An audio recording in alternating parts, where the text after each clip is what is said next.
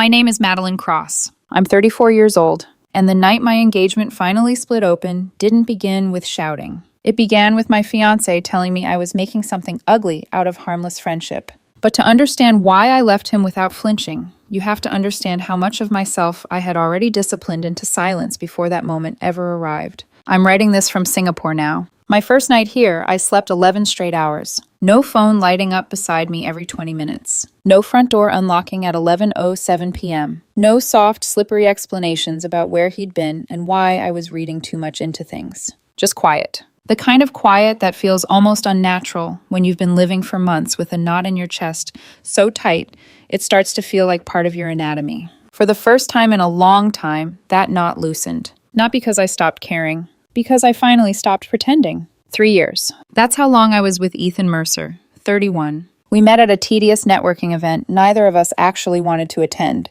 He worked in brand management. I was a senior prosecutor in Multnomah County. He pretended to care about criminal justice reform. I pretended to care about consumer engagement strategy. Really, we were both there for free food, cheap wine, and the kind of professional small talk people mistake for ambition. He was charming in that easy way some men are. Quick smile, fast wit. The kind of confidence that looks warm until you realize it's mostly performance. At the time, I found it magnetic. We started dating not long after that. Moved in together 18 months later. 6 months ago, he slid a ring onto my finger, kissed me like certainty, and asked me to build a future with him. I said yes. At the time, I meant it. The wedding venue was booked. Deposits were down.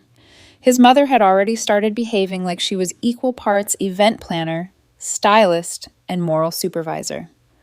On paper, everything looked steady. But looking back, there had always been something faintly wrong. Nothing dramatic. Nothing I could carry into a courtroom and present as Exhibit A. Just a low, persistent hum in my gut. It would spike at random moments. When Ethan smiled at his phone and turned the screen away too quickly. When he stepped into another room to take calls that should have been ordinary. When he came home with that over-explained tone people use when they know they were already late before they even walk through the door. I kept filing those moments away. Not because I trusted blindly, because I knew the difference between suspicion and proof, and my whole career had taught me not to confuse the two. That matters. Because before prosecution, I'd done years of federal court support work. I had built cases, drafted agreements, reviewed contradictions, and watched people lie in polished voices while swearing they were offended by the question itself. You do that long enough, you start recognizing dishonesty before your conscious mind can even name what it's seeing. So when my career dropped a bomb into my life right after the engagement, I didn't treat it like just a professional opportunity. I treated it like a stress test. A former supervising attorney from my federal days called me directly. That alone told me it was serious. Madeline, he said, a major tech company is building out a legal operations center in Singapore. They want a U.S.-trained attorney with courtroom experience to run the Asia-Pacific legal team. I remember going still. He kept talking. The package is substantial. Base salary, equity, company apartment for the first year, full relocation. If needed, they'll support a spousal visa, senior legal director at 34, oversight across 12 countries. I stared out my office window while he said it. Portland looked gray that day. Wet glass, flat sky, commuters moving with their heads down like everyone had already agreed the day wasn't worth much. Can I think about it? I asked. Take a week, he said. They're moving fast. That call changed the shape of everything. Not because I didn't love Ethan. Because I was standing at the edge of two commitments that would define the rest of my life. Marriage, international relocation. And I wasn't willing to walk into either one blind. That night, over dinner, I told Ethan about both things. First, the Singapore opportunity. He barely looked up at first. His attention was half on his plate, half on his phone. Singapore? He said after a beat. Like the country? I almost laughed. Yes, great package, director title. They'd cover relocation. Your visa too. No. He said it so quickly I actually blinked. No, I can't leave my family, Maddie. The tone in his voice caught me more than the words. Not worried. Not conflicted. Dismissive. Like the answer had already been made and my role was just to accept it. We haven't even discussed it yet, I said. There's nothing to discuss. Portland is home. His phone buzzed. He glanced down and I watched something soften in his mouth. Not a full smile, just enough. Then he turned the phone face down on the table. That low hum in my gut got louder. It could be good for us, I said carefully. An adventure, a reset. No, he he said again, sharper this time. Tell them no. Tell them no. Not let's think about it. Not how do you feel. Not what would this mean for us. Tell them no. I nodded slowly and changed the subject. But the next morning, I called my contact and gave him a different answer than Ethan assumed I would. I need more time, I said. Keep me in the running. He paused. They really want you, Madeline. I know, I just need a few more weeks. I can probably get you 3, maybe 4. That's enough. Ethan never asked for confirmation. Never followed up. He simply moved through the week as though my obedience had been handled. That told me more than he realized. The second conversation came a few days later. I brought up the prenup. Not dramatically, not accusatorily, just directly. Before we get deeper into wedding planning, I said, I want us to talk about a prenuptial agreement. He stiffened almost immediately, set his phone down for the first time in nearly an hour. A prenup, he said. You don't trust me? It's not about trust. It's about clarity. I kept my voice level, professional, calm. The same tone I used when explaining legal exposure to junior staff who still thought paperwork was something you did after the real work was done. I'm in a career with significant liability exposure. International relocation may still be on the table. A prenup protects both of us. What kind of prenup? Standard asset protections. Separate property stays separate. Joint acquisitions are split equitably based on contribution. Spousal support structured fairly depending on the length of the marriage and circumstances. He didn't interrupt, so I continued. And transparency clauses. That got his attention. Transparency clauses? Full disclosure of any prior romantic or sexual relationships with people either of us still maintains ongoing contact with. Complete honesty about current friendships that overlap with past relationships. And a mutual agreement not to engage in private overnight stays or repeated weekend one-on-one activities with former partners without discussion and agreement. He went quiet. Not thoughtful quiet. Cornered quiet. That's very specific, he said. It's not unusual in high-value agreements. It sounds controlling. It sounds preventive. He leaned back, folded his arms. What if someone I dated years ago is just a friend now? If they're genuinely just a friend, disclosure costs nothing. That's easy for you to say. No, I said softly. It's easy for honest people to say. His jaw tightened. Then he made the mistake, the one that changed everything. Because it's invasive, Madeline. What? I'm supposed to disclose that Chloe and I dated for like 2 months 5 years ago? It was nothing. Ancient history. The room went completely still. I didn't answer right away. I just looked at him. Watched the exact second his face changed. The color drained first. Then his eyes widened. Then his mouth parted slightly, like he could still pull the words back in if he moved fast enough. But he couldn't. Dated? I asked. He swallowed. That's not what I meant. That is exactly what you meant. He stood up too quickly. It was barely anything. I stayed seated, calm, which made him look even more unsteady. You told me Chloe was an old friend from Seattle, I said. Someone you used to know. Someone who recently moved back. You never once said she was your ex. It wasn't serious. You've been spending weekends with her. It's not like that. You told me you were at poetry club. It is a poetry club. I stared at him. Ethan, you once asked me if a sonnet was a type of candle. He actually flinched. You do not read poetry. He opened his mouth, but I was already reaching for my laptop. Sit down, I said. He didn't. So I opened the browser myself, searched the public events page for the Portland poetry group he had named before, and found the schedule in less than 10 seconds. First Fridays. Monthly. No Saturday meetings. No weekly sessions. No mystery gatherings. I turned the screen toward him. So either you joined a completely invisible poetry club with no online presence, or you've been lying to me for 3 straight weekends. His face went pale. I held his gaze. One more chance, I said. What have you actually been doing with Chloe every weekend? He looked at the floor, then back at me. And for the first time all night, he looked like a man who understood the lie was dead. Ethan sat down slowly. Not because I told him to, because his legs seemed to realize before the rest of him that standing there pretending he still had control was no longer sustainable. For a few seconds, neither of us spoke. The apartment felt strangely airless. The kind of silence that comes after impact when both people in the room understand something irreversible has already happened, but one of them is still searching desperately for language strong enough to drag it back. He rubbed his palms against his jeans. We just hang out, he said finally. Talk. Watch movies sometimes. Grab food. That's it. Every weekend? He hesitated. That was answer enough. Every weekend, I repeated. It's not what you're making it into. My voice stayed flat. What am I making it into exactly? He looked up at me with the first spark of irritation returning to his face. That familiar pivot. The one people make when guilt starts slipping and they realize anger might be more useful. You're acting like I cheated. You lied. That's not the same thing. No, I said, sometimes it's worse. He gave a brittle laugh, like I was being dramatic for the pleasure of it. Come on, Maddie. Chloe moved back to Portland and she was having a hard time. She didn't know many people here anymore. I was helping her adjust. By spending 6-hour Saturdays at her apartment, sometimes we watched movies, while telling me you were at poetry club. His mouth tightened. I knew you'd react like this. That line is always interesting. People say it as if your reaction to their dishonesty somehow justifies the dishonesty itself, as if the real offense is not the lie, but the inconvenience of being caught. So you hid your history with her, I said, created cover stories, disappeared every weekend, and your defense is that I would have had feelings about it? He leaned forward. It wasn't worth blowing up our relationship over some ancient history. I folded my hands in my lap and studied him. He looked tired suddenly, not remorseful, strategic.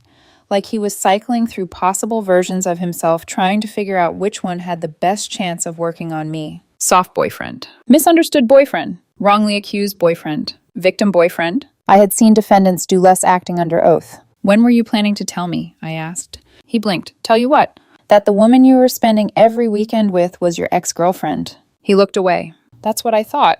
His tone sharpened again. Nothing physical happened. I let that sit in the air between us. Not because I believed it, because I wanted him to hear how small it sounded. Even if that were true, I said, and right now, I don't have much reason to trust anything you say.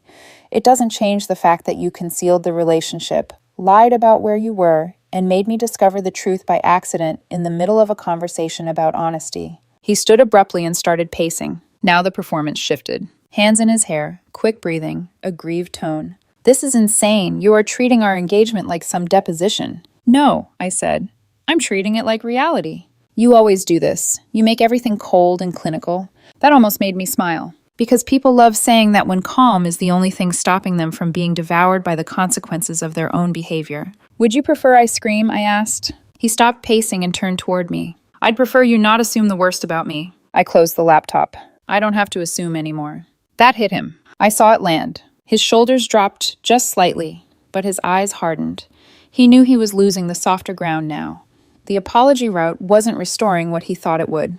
So he changed tactics. He came closer. Not too close. Just enough to lower his voice and try to wrap this in intimacy. Baby, he said. You know I love you. There it was. The voice. The one he used when he wanted to smooth over damage without actually examining its cause. Tender on the surface, impatient underneath. Chloe is nothing, he said. She's familiar, that's all. Comfortable. But you're the one I'm building a life with. Comfortable. Familiar. He said it like those words were harmless, as if he had not just described exactly why people slide back into old betrayals so easily. I stood then, slowly, and took a step back so he couldn't reach for my hands. Comfortable enough to lie about, I said. Familiar enough to hide. That doesn't help you. His face tightened. You're twisting this. No, I'm stripping it down. I said I'll stop seeing her. The offer came too fast, too rehearsed. Too convenient, like he thought the right promise at the right moment could turn truth back into something negotiable. I'll cut her off, he said. Block her. Delete her number. Whatever you want. I looked at him for a long moment. The saddest part wasn't even the lie. It was the speed with which he was willing to throw someone else away once the arrangement stopped serving him. Chloe had apparently been important enough to risk my trust for, but disposable enough to erase in one sentence when his own comfort was threatened. That told me everything I needed to know about him. Then he made the mistake that ended it. The real one. He threw up his hands and said, with that flash of contempt people reveal when they think they're about to win by intimidation, if you can't handle me spending weekends with my ex, maybe we're not right for each other. The room went still again. He said it like a weapon, like I would panic, like I would hear the possibility of losing him and immediately start bargaining against my own dignity just to keep the relationship alive. He had misread me so completely it was almost embarrassing. I held out my hand. Palm up. You're spot on, I said. We're not right for each other. His expression changed so fast it was almost violent. Confidence first. Then confusion. Then a sharp crack of fear. What? The ring, I said. Give it back. He stared at me. The engagement ring. The one I bought when I believed I was proposing to someone honest. Give it back. Madeline. Now. He actually laughed once, disbelieving. That dry little laugh people make when their brain is trying to reject reality before it settles in. You're overreacting. No, I said. I'm reacting proportionately. This is a misunderstanding. This is a pattern. He shook his head, eyes wide. You can't just end everything like this. I'm not ending it because of one sentence. I'm ending it because of weeks of deception that sentence confirmed. His hand went reflexively to the ring finger I had once kissed after he said yes. Then he crossed his arms instead. No. I looked at him. Just looked. He took a step back. You're not serious. I walked past him to the bedroom closet, pulled down the first suitcase, set it on the bed. Behind me, his voice rose. What are you doing? I ignored the question and opened my laptop again. Scrolled to the email thread I had deliberately kept alive. The Singapore offer. Still waiting. Still open. Still possible. He came into the bedroom doorway just as I started typing. What are you doing? He asked again, louder this time. I didn't look up, confirming acceptance. He froze. I could feel it before I saw it. Then I turned the screen just enough for him to read the message. I am in. Available to start in 2 weeks. Please send relocation paperwork and next step documentation. Looking forward to working with you. His face went blank. Not expressionless. Blank in the way people look when the script they wrote in their head has just been set on fire in front of them. You told me you were turning that down. No, I said. You told me to turn it down. His mouth opened. Closed. Opened again. You let me think. I let you assume. That's manipulative. I finally looked at him fully. That is a rich word choice tonight. He ran both hands over his face. Madeline, come on, don't do this. I clicked send. The email disappeared from drafts. Just like that, the future snapped into place. He stared at the screen as though he could somehow reverse it by force of disbelief. You're leaving over this? I'm leaving because I was offered a life I earned, I said, and because staying here to marry someone who lies to me would be the worst decision. This is insane. No, I said softly. This is clarity. I started pulling clothes from their hangers and folding them into the suitcase with methodical precision. My navy suits, 2 silk blouses, my gray trousers, the black dress I wore when I needed rooms to underestimate me for about 30 seconds before realizing their mistake. Every movement felt unnervingly calm, almost detached. But it wasn't detachment. It was the absence of confusion. He stepped into the room fully now, voice shaking between anger and panic. 3 years, Maddie.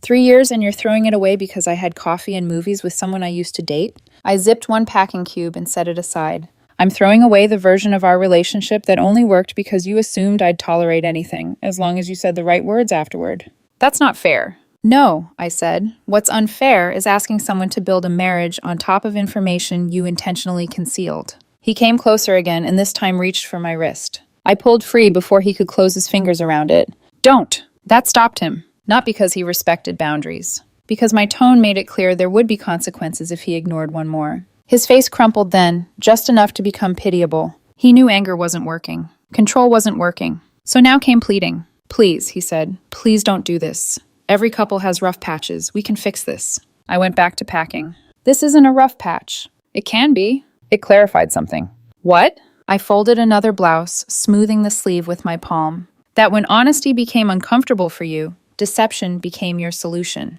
He let out a harsh breath. You always need everything to be perfect. That was another interesting line. Because to liars, basic integrity often looks like perfectionism. I needed it to be real, I said. That's not the same thing. He sat on the edge of the bed like his body had given up holding itself upright. For a moment, he looked very young. Not innocent. Just small. The kind of small some men become when they realize the woman they counted on to absorb their damage has stopped volunteering. How did this get this bad so fast? He whispered. I paused and looked at him. It didn't, I said. It was already this bad.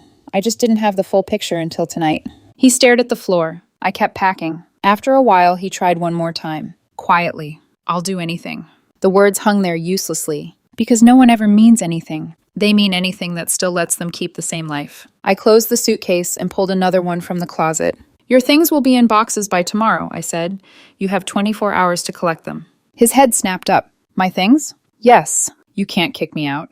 The lease is in my name. We live here together. No, I said. I live here. You stayed here. There's a legal difference.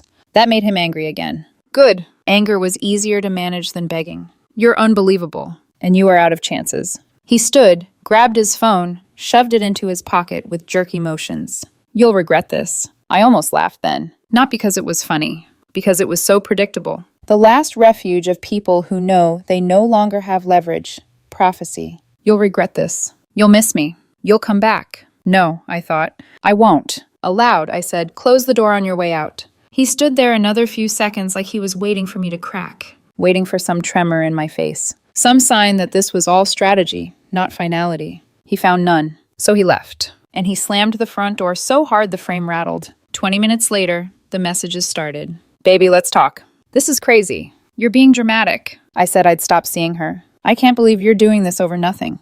Then later, you know what? Chloe actually listens to me. At least she doesn't interrogate me like I'm in court. Then, closer to 2 a.m., I gave you 3 years. 3 years, Madeline. You're cold. You always cared more about being right than being happy. I didn't respond to any of it. I opened my email. Drafted one clean final notice. Wedding canceled effective immediately due to dishonesty and material misrepresentation.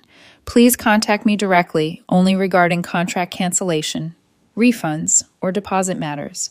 Thank you for your discretion. I sent it to the venue, the caterer, the florist, the photographer, the DJ, my parents, and his. Then I opened my banking apps. We had kept finances mostly separate, thank God. No joint credit cards. No shared investments. No complicated knots that required knives. Just a few practical threads to cut cleanly. Then I texted my friend Julia. Need a favor. You still know someone looking for a short-term sublet? Her reply came almost instantly. For your place? Yes. Why? Leaving Portland, Singapore. Long story. Her answer? Call me when you can.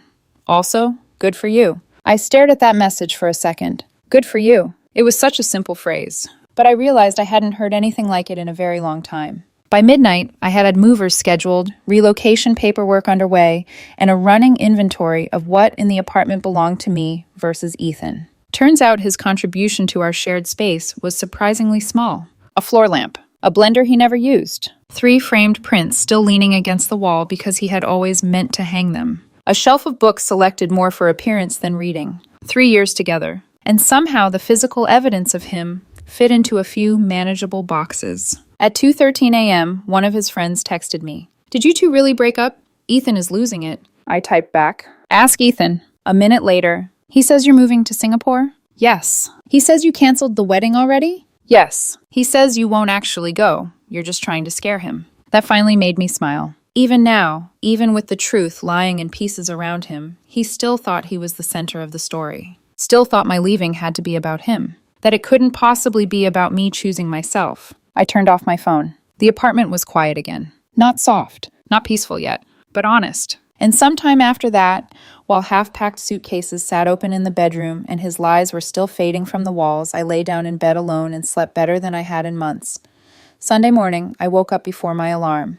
Not because I had somewhere to be, because my body hadn't quite adjusted yet to the absence of tension. For a few seconds, I lay there staring at the ceiling, waiting for the familiar instinct to reach for my phone, to check messages, to check his location, to check for explanations that would never quite make sense but would still demand my attention. It didn't come. That silence again. Still unfamiliar. Still almost suspicious. I got up anyway, pulled on running shoes I hadn't touched in weeks and stepped outside. Portland was gray like always, but it didn't feel heavy. It just was. I ran without music, without checking my phone, without wondering where he was. And somewhere between the 2nd and 3rd mile, I realized something simple. I felt lighter. Not healed. Not even close, but lighter. When I got back to the apartment building, that feeling cracked. Ethan was sitting on the floor outside my door, back against the wall, knees pulled up slightly, like he'd been there long enough for discomfort to stop mattering. He stood quickly the second he saw me. Madeline, we need to talk. His voice was hoarse, either from lack of sleep or too many conversations where he wasn't getting the response he wanted. Nothing to talk about, I said, stepping past him toward the door. Your things are inside. I'm not taking them. I unlocked the door. Then they'll be in the hallway.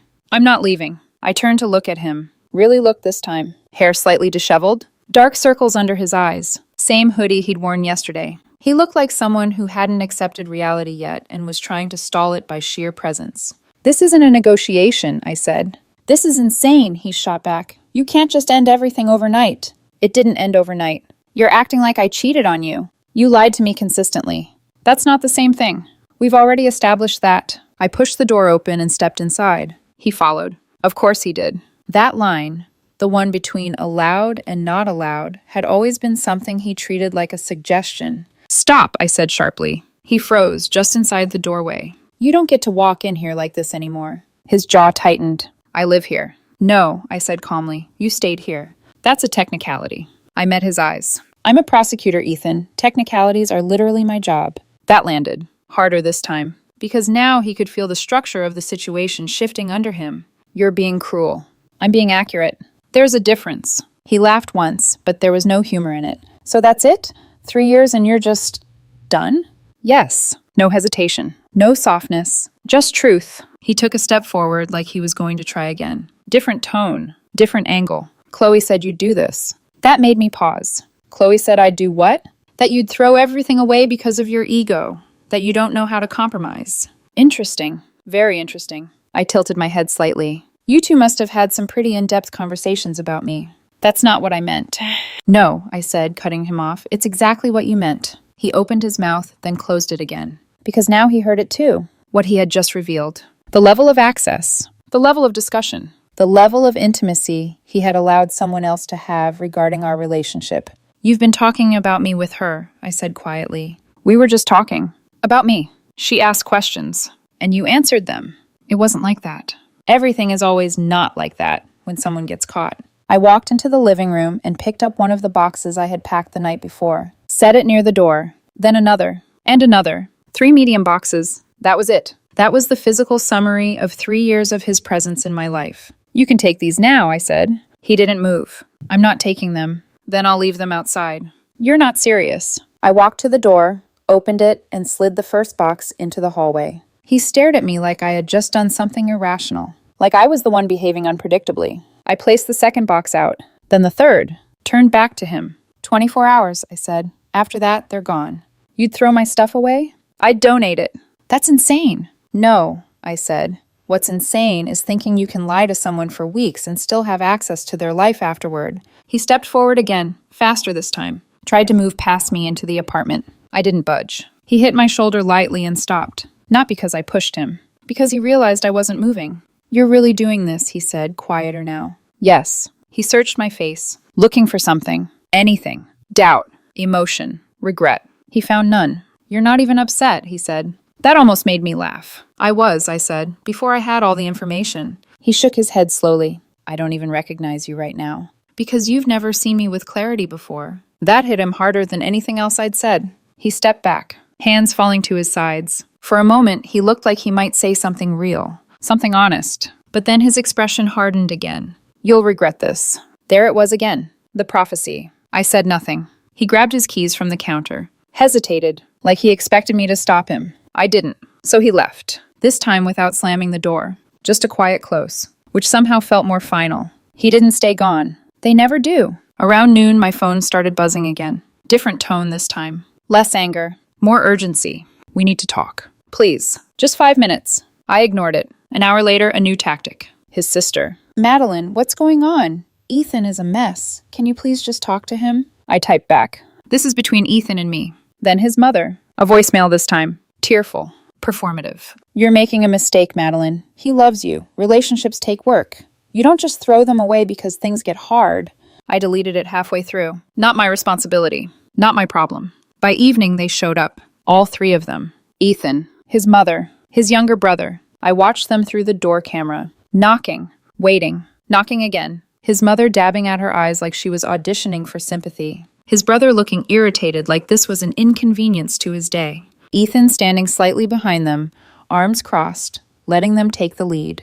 Of course he was. He had always preferred indirect pressure when direct confrontation didn't work. They knocked for 15 minutes, then 20, then 25. His mother started raising her voice. Madeline, please, let's be adults about this. Adults. That word again. Always used when someone wants access without accountability. I stayed silent. Eventually, the building manager came upstairs. I watched the entire exchange through the camera. He spoke calmly, firmly, explained that if they didn't leave, he would call the police for trespassing. That did it. They left. Not gracefully, but they left. Monday morning, I submitted my resignation. 2 weeks' notice. Professional. Clean. Cited international relocation for a private sector opportunity. My supervisor called me in. Closed the door. Singapore, he said?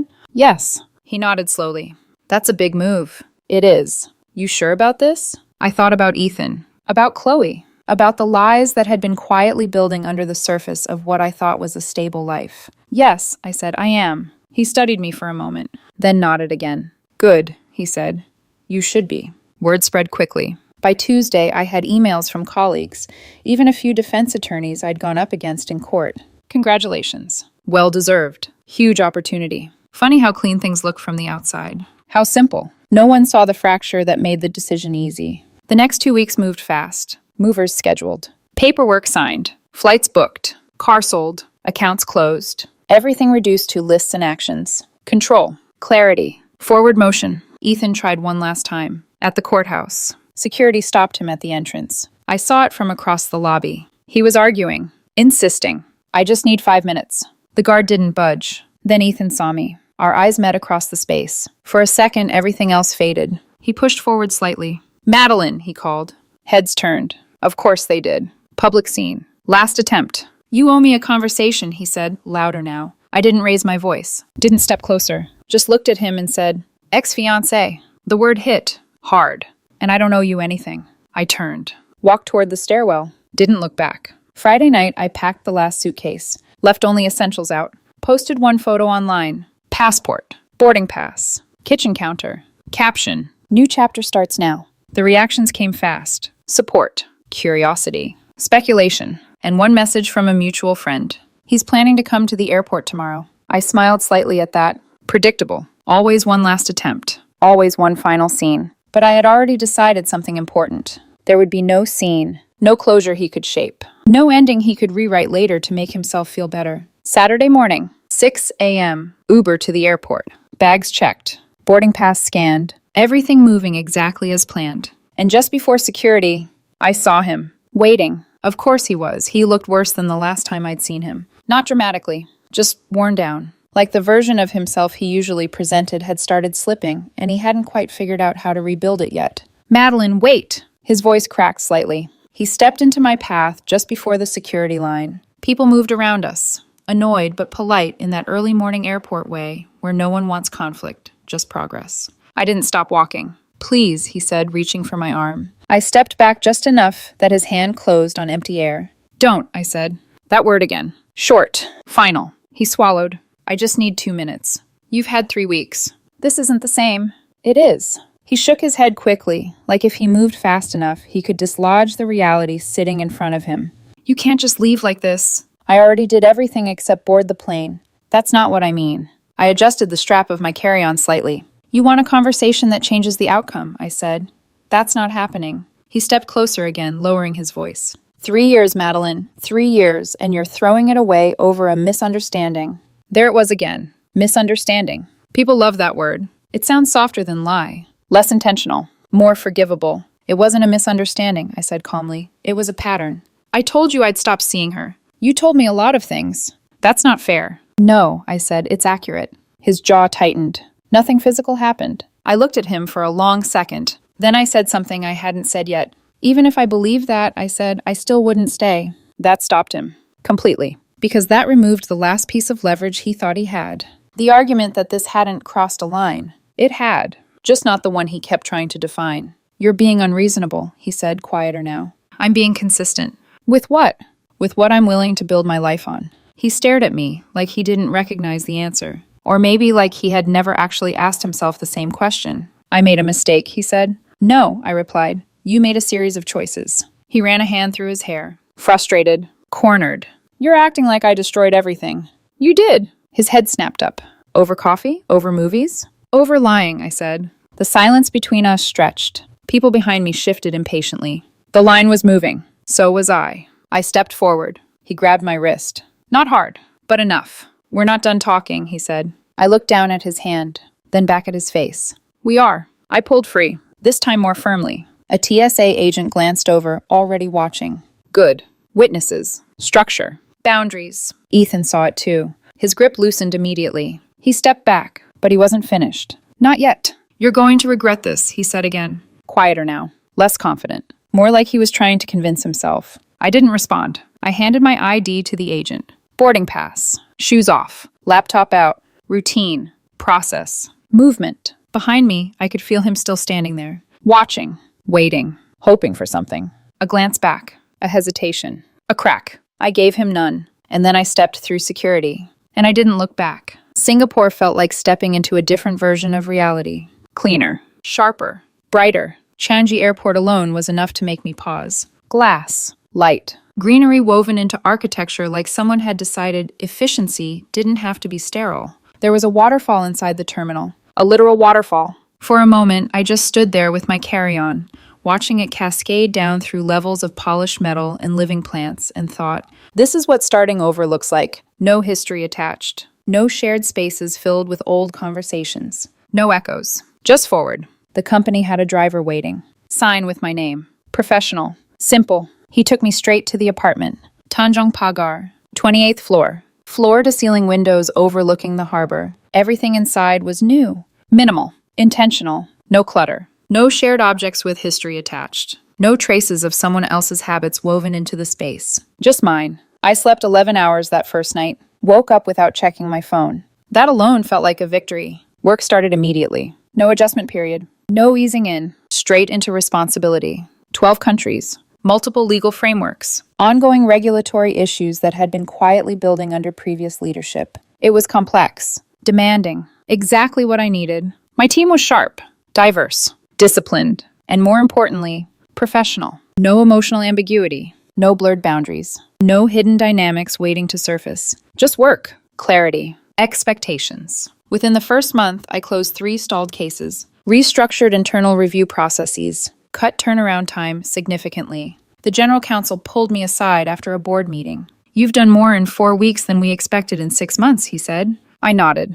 Thank you. But internally, I knew something he didn't. It wasn't just skill. It was focus. There's a level of precision you reach when you're no longer dividing your energy between reality and someone else's version of it. Back in Portland, things didn't stay quiet. They never do. Ethan posted first. A long message. Carefully worded, emotional, strategic, about how he had been blindsided, about how I had chosen career over love, about how I had walked away without trying to fix things. No mention of Chloe, no mention of the lies. Just a clean narrative where he was the one left behind. Predictable. For a few hours, it worked. Sympathy, support, people filling in the gaps with assumptions that favored the louder story. But then, the cracks started. One comment, then another. Didn't you spend every weekend with your ex? I heard something about a fake poetry club. Wait, wasn't Chloe the one you dated before? Small at first, then louder, more specific. Because the truth doesn't stay buried when multiple people have pieces of it. He deleted the post within 2 hours. Too late. Screenshots had already started circulating. And once something like that leaves your control, it never really comes back. Then something interesting happened. I got a message request from a name I didn't recognize at first. Natalie. It took a second. Then I placed it. Chloe's current boyfriend. The one who lived out of town. The one who wasn't supposed to know. Hey, the message read, I'm dating Chloe. She says you're making things up to cause drama. That's not true, right? I stared at the screen for a moment. This was the part where people decide who they want to be. The one who stays silent. Or the one who tells the truth and lets consequences fall where they may. I chose simple. Facts. Timeline. No emotion. No exaggeration. Just clarity. I sent it. An hour later, he replied, Thank you, I needed the truth. Then, everything accelerated. He posted screenshots, messages, timeline overlaps, hashtags that made it impossible to ignore. Tagged Chloe, tagged Ethan, tagged mutual friends. It spread fast, faster than either of them could contain. Within hours, the story wasn't private anymore. It was public, messy, irreversible. Ethan called, multiple times, different numbers. I didn't answer. Finally, a voicemail. Madeline, you need to control this. This is getting out of hand. I listened to it once, then deleted it. Not my responsibility. Not my mess. A final text came through. You didn't have to do this. I replied with exactly one sentence. I didn't. Then I blocked the number. 6 weeks in, everything felt settled. Not finished, but stable. Work was strong. My routine was mine. My space was mine. My life, uncomplicated. Then one evening, my phone rang. Unknown Singapore number. I answered. Silence for half a second. Then, Madeline. Ethan. Of course. I flew here, he said. I didn't say anything. 18 hours, he continued, just to talk to you. There was something almost surreal about it. The distance. The effort. The audacity. I'm downstairs, he said. In your building lobby. I walked to the window. Looked down. And there he was. Small from that height. Waiting. Like proximity could fix what distance had exposed. I need 10 minutes, he said. I watched him for a moment. Then I spoke. No. Silence. Then what? There's nothing left to say. I didn't come all this way for nothing. That was your decision. I'll wait. You won't, I said. I will. I'll stay here until you come down. I almost smiled, because even now, he still thought persistence was power. He still thought time would wear me down. You're not coming up, I said, and I'm not coming down. You can't just ignore me. I can. His voice tightened. I quit my job for this. I closed my eyes briefly, then opened them. That was a choice, I said. Madeline. I hung up. Then I called building security and watched from above as they approached him. Spoke to him. Escorted him out. Firmly. Completely. He didn't get 10 minutes. He didn't get closure. He didn't get anything. Because the story was already over. He just hadn't accepted it yet. From the window, I watched until he disappeared completely beyond the gates. No hesitation. No second thoughts. No last-minute reversal where I suddenly ran downstairs and gave him the conversation he thought he deserved. There was nothing left to say. And more importantly, nothing left I needed to hear. He didn't stop trying immediately. That night, my phone lit up from unfamiliar Singapore numbers. Different SIM cards. Same voice behind them. I didn't answer. The messages came anyway. I'll wait as long as it takes. You can't just erase 3 years like this. We deserve a real ending. That last one stayed on my screen for a few seconds. A real ending. What he meant was an ending he could control. An ending where he could reshape the narrative. Where he could walk away feeling like he had fought hard enough, or said the right things, or been denied unfairly. Something he could live with. I didn't owe him that. I blocked every number. All of them. Silence again. 2 weeks later, Julia texted me. She had become my unofficial connection back to Portland. Not because I asked, but because information has a way of finding you when people think you should know. Her message was short. You won't believe this. I leaned back against the couch, phone in hand. Try me. She replied almost instantly. Ethan's already dating someone. I didn't react immediately. Just read it again. Let it settle. Then, who? Yoga instructor. Apparently, they've had a connection for a while. I let out a slow breath. Of course. Of course he had. The pattern wasn't new. It had just been hidden better before. There was a second message. He posted about it too. Something about finding peace and finally being understood. I smiled slightly. 12 days? That's how long I'll wait forever lasted. 12 days before forever became someone else. Consistency had never been his strength. But that wasn't even the part that lingered. The real shift came a month later. Another message from Julia. Different tone this time. Less amused. More pointed. Hey, this is serious. I sat up a little. What happened? Pause. Then, Ethan's being audited. I frowned slightly. Audited? Yeah. State tax audit. They're saying he owes around $28,000. Penalties, interest, everything. I stared at the screen. Pieces clicked together almost immediately. The address. The technicality. The way he had insisted for years that keeping his official residence listed at his parents' place was smart. That it saved money. That everyone did it. Everyone doesn't. Everyone just thinks no one is paying attention. What triggered it? I asked. Julia's reply came slower this time. Someone filed a formal complaint. I leaned back again. Looked out across the Singapore skyline. Glass buildings. Sharp lines. Order. Structure. Cause and effect. Didn't ask who. Didn't need to. Sometimes consequences don't need names attached to them. They just arrive. The fallout didn't stop there. It never does. Once one thread pulls loose, the rest tend to follow. His new relationship didn't last long. 7 weeks, according to Julia. Then the same pattern surfaced again. Messages. Secrets. Someone else he hadn't been entirely honest about. Different woman. Same behavior. Different story. Same ending. She left. He blamed her. Of course he did. People rarely rewrite themselves. They just change the cast and repeat the script. Chloe didn't come out clean either. Her boyfriend, the one who had messaged me, ended things publicly. Screenshots. Timelines. Overlaps. The truth laid out in a way that couldn't be softened or reframed. Her version collapsed as quickly as Ethan's had. Two people who thought they were managing separate narratives, exposed by the same pattern of dishonesty. There was something almost precise about it. Not revenge. Not even justice in the emotional sense. Just inevitability. 4 months into Singapore, I had settled into something that felt like my life. Not a reaction. Not a recovery. Just mine. Work was steady. Demanding in the right ways. My team respected me. Not because I needed them to. Because I earned it. I found a climbing gym a few blocks from my apartment. Met people who didn't know anything about Portland. About Ethan. About Chloe. No history. No context. Just who I was now. And that version of me was simpler. Sharper. Unburdened. One evening, standing in my kitchen, looking out over the harbor as the sun dropped behind the skyline, I realized something that felt almost quiet. I didn't miss him. Not in the way he probably imagined. Not in the way people expect after 3 years. I missed the idea of what I thought we were building, but not the reality of what it actually was. That distinction mattered. More than anything, Julia sent one last message a few weeks later. You ever think about him? I looked at it for a moment, then typed back. No. She sent a laughing emoji. Savage. I smiled faintly. Not savage, just accurate. Because the truth was simple. He didn't lose me because I was too demanding, or too cold, or too unwilling to compromise. He lost me the moment he decided honesty was optional. Everything after that, the lies, the excuses, the ultimatums, the airport scene, the flight to Singapore, all of it was just him catching up to a decision that had already been made. Not by me, by his own choices. Some people think endings happen in a single moment. A fight, a betrayal, a final conversation. They don't. Endings happen quietly. In small decisions. Repeated, ignored, minimized. Until one day, there's nothing left to argue about. Nothing left to fix. Nothing left to stay for. And when I walked through that airport security line, I didn't leave him. I left the version of my life that required me to pretend I didn't see the truth. And I never looked back.